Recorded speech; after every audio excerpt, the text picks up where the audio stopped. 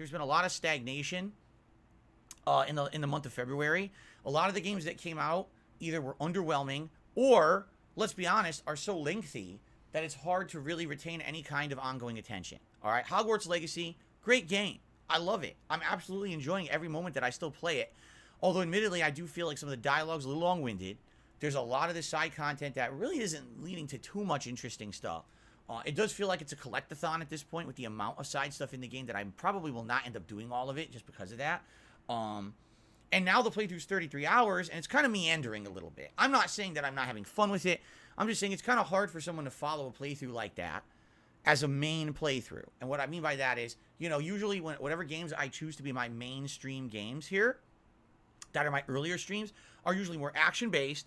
The hotter, more AAA releases usually have a lot more interesting challenge and fun to them when it comes to, this is the prime time. The late streams that I do at night, 6:45 p.m. Pacific time, are mostly known to be chill streams. And what I mean by that is you want to do a longer, ongoing playthrough on a stream like that. So, for example, Elder Scrolls 4 Oblivion. That game is incredibly long. I mean, at this point, we've been playing it for months. I think we're up to, like, let's see here.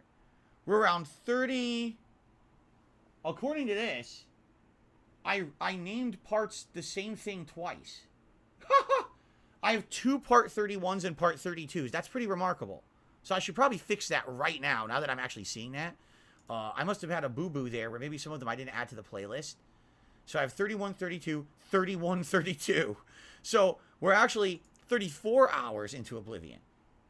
Now that's a game where, I'm not even kidding you, I have barely even scratched the surface of the story. We've barely ever did any story for it at all. But that is one where, I'm fixing it on the fly, by the way, if you're wondering what I'm doing.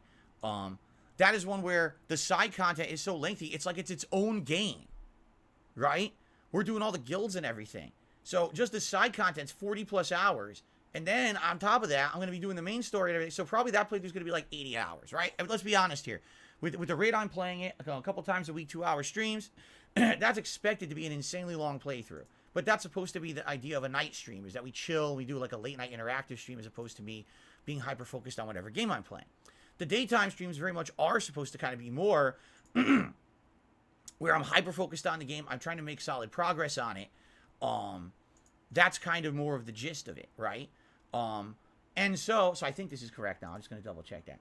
And so, when you look at Hogwarts Legacy, it was absolutely the biggest game of February, but it's definitely one of these insanely lengthy RPG-style games that turns into, like, okay, tons of side content, exploration, collectathon. It's a game that normally would be a late-night stream. You know what I'm saying? But because of all the hype and the controversy and everything that was around it, it made sense to be a daytime stream. Plus, I'm already juggling Oblivion. I just finished One Piece. Thank goodness that we finished that one. But now I started Like a Dragon Ishin, which we're going to talk about in a moment too, which is another one. So it's like all the games that came out in February were these lengthy, drawn-out RPG-style adventures. Not much action. And even some of the, you talk about the combat of Hogwarts Legacy. It's very simplistic. I agree. It's not like it's complex or ultra-challenging or anything. No one's watching Hogwarts Legacy to see, let's see the combat challenges. You know what I'm saying? They're watching it for the story. So, I'm happy to finally have a game in the rotation that will be different, because February was a month that I feel there was stagnation and everything kind of slowed down because of the style of games that were coming out. Now, this month we have Wolong Fallen Dynasty. This will be the action-based game to start.